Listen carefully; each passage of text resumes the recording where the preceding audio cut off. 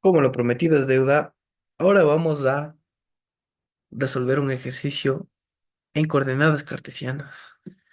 Un ejercicio típico que se resuelve en pruebas y exámenes. Entonces, por ejemplo, ahorita tenemos la magnitud del vector c es de 10 metros. Entonces, con nuestra idea de cálculo, ¿cuáles son los datos? El literal A para nosotros son los datos. Entonces nos dan la magnitud del vector c, que es de 10 metros. Entonces nosotros nos acordamos de la teoría. El vector c, ok, para nosotros, tener la misma convención de la teoría, ok, me dice que el tamaño del vector a es de 10 metros. ¿Dónde veíamos el tamaño de un vector? Acá estaba el tamaño del vector, como viste como la hipotenusa, ¿no es cierto? Entonces nosotros decimos que el tamaño del vector es 10 metros. Ah, ya, ok. El tamaño del vector son los 10 metros. Ok. Y forma un ángulo de 55 grados con la horizontal. Entonces aquí nosotros podemos ver que nos están dando los datos experimentales. Porque en este caso los datos siempre habíamos visto que es el ángulo y el tamaño del vector. Por lo general siempre para un vector en cartesianas o cualquier vector en las otras representaciones polares o geográficas, siempre nos van a decir el tamaño y la dirección. ¿Ok? Entonces vemos que está ubicado también en el primer cuadrante del sistema cartesiano XY. ¿Ok? Entonces dentro de este plano vamos describiendo qué podemos hallar. Podemos hallar componentes, podemos hallar, en este caso, eh, luego de hallar los componentes, podemos hallar el vector en cartesianas. Entonces, como les decía, no utilizamos los recursos de la manera, ok, puedo sacar cualquier cosa. No, estratégicamente seleccionamos el paso B, o sea, las incógnitas que nos solicitan en el literal A, las componentes del vector A, ya. ¿Cuál es el tamaño en X? ¿Y cuál es el tamaño en Y? Porque habíamos dicho que esas van a ser las componentes del vector. Este es tamaño en X por dirección, tamaño en X por dirección. Componente en X, componente en Y. ¿Ok? O los famosos módulos. Entonces, en ese caso, seguimos con la segunda incógnita. Las coordenadas del vector. Habíamos dicho que en este es un punto cartesiano en el plano, ¿no es cierto? Entonces, nuestro punto va a ser el punto C, que tiene de coordenadas A, B. Como habíamos visto en el colegio y en la escuela, ¿no es cierto? Un plano cartesiano tiene una coordenada en X y otra coordenada en Y. Y como última incógnita, el vector en función de los vectores base, que ya habíamos visto que en esta representación general, el I y el J nos indican direcciones, o también se les conoce como las coordenadas en función de los vectores base, I y J. Esto se debe a que el vector unitario de estos vectores I, J y K en el eje Z es uno. Por eso se le dice vectores base. Ya vamos a ver el vector unitario.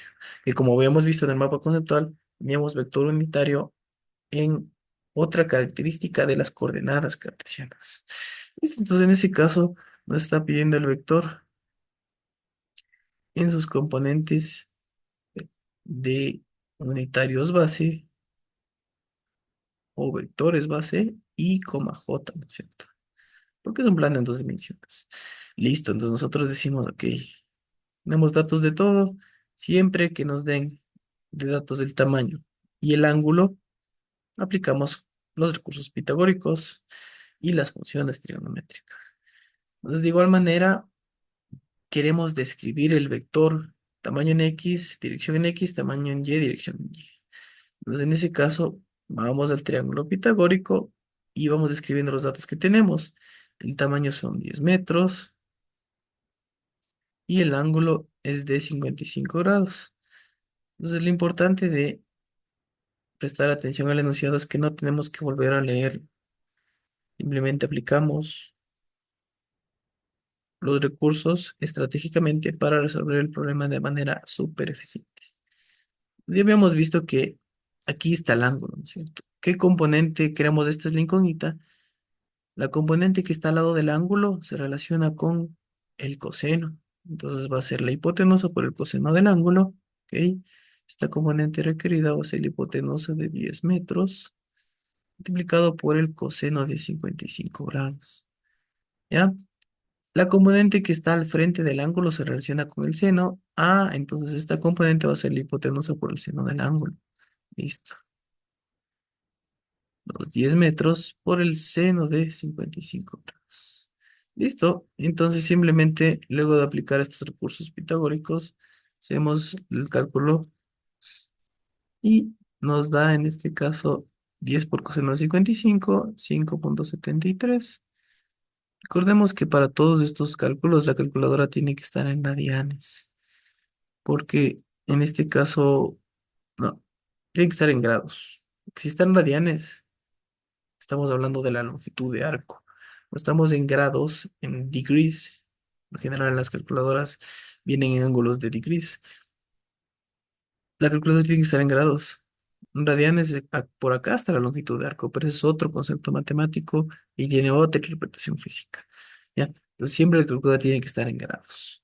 Y entonces, hacemos el cálculo ahora con el seno, nos sale 819 metros. ¿Ok? Entonces, finalmente, respondemos a las preguntas. Este va a ser el literal A, tamaño en X y tamaño en Y. El literal B, el punto cartesiano, habíamos dicho que este es el punto C. Está ubicado en el plano cartesiano, el punto C. Y en este caso, el punto C tiene de coordenadas del vector de 5,73, 8,19 metros. En este caso, esas van a ser las coordenadas del vector. Y en este caso, el vector en función de los unitarios base o vectores base, fácil, hicimos el vector A. Ya lo podemos describir de manera general, por supuesto. Pues aquí ya tenemos los tamaños. Ahora, ¿qué recurso utilizamos? El de añadirle la dirección, ¿no es cierto? Añadimos dirección porque tenemos 5,73 en Y. Nos movemos 5,73 metros en el eje X positivo. Y luego nos vamos a mover 8,19 metros en el eje Y positivo para llegar al punto C. Y todo esto se mide en metros. Y listo. Ese ha sido el ejercicio directamente aplicado con la teoría para describir un vector en coordenadas cartesianas.